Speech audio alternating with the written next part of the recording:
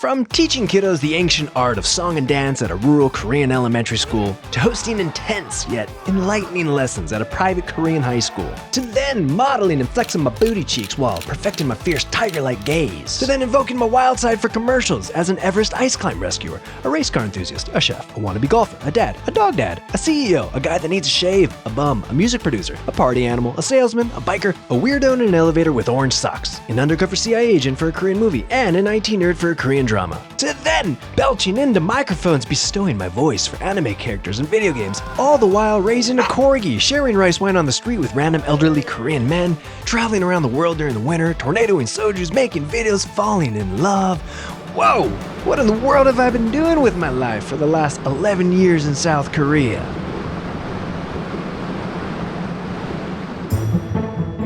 My name? David J. Robbins, a simple Cali boy with a bun the size of my brain that I've sprouted and nurtured since high school. After studying abroad in Hungary and graduating from college, I decided, it's time to spread my feathers and embark on a journey to find myself in the land of South Korea. And off I went.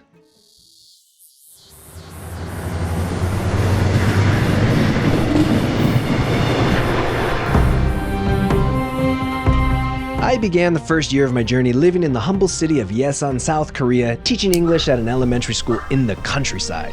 This was indeed quite the culture shock, and very different from California.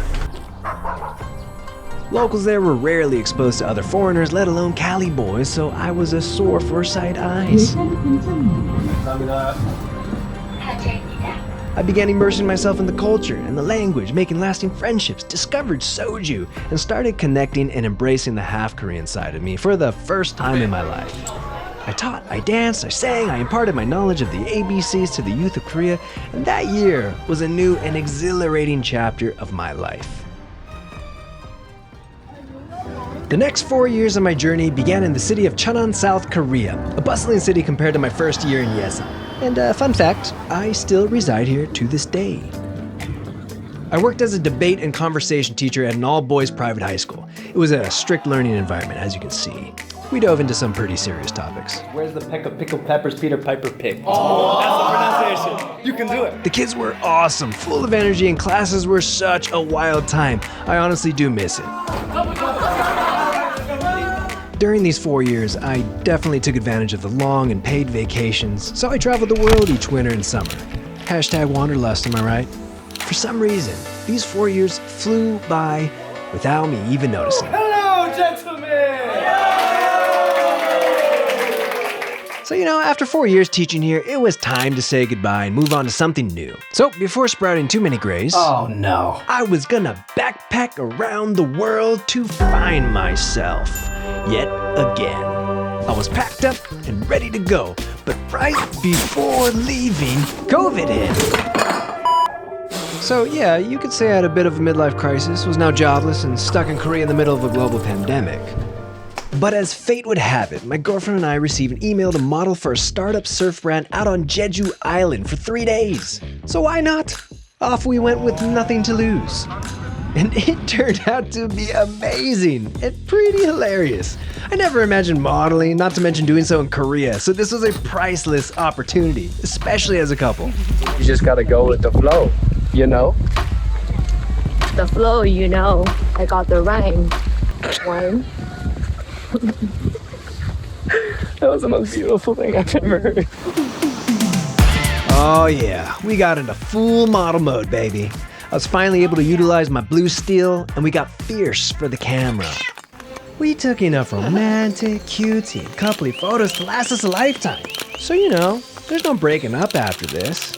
But seriously, this was so much fun. The people we met were incredible, and unforgettable memories and friendships were made during these 3 days. So this experience led me down yet another unexpected path here in Korea.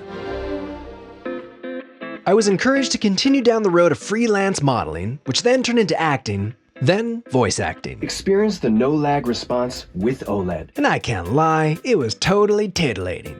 And everything was so new to me, from the excitement of booking a gig, to getting my hair all done up, The hairstyle of a lifetime. to getting showered on set, Okay, action.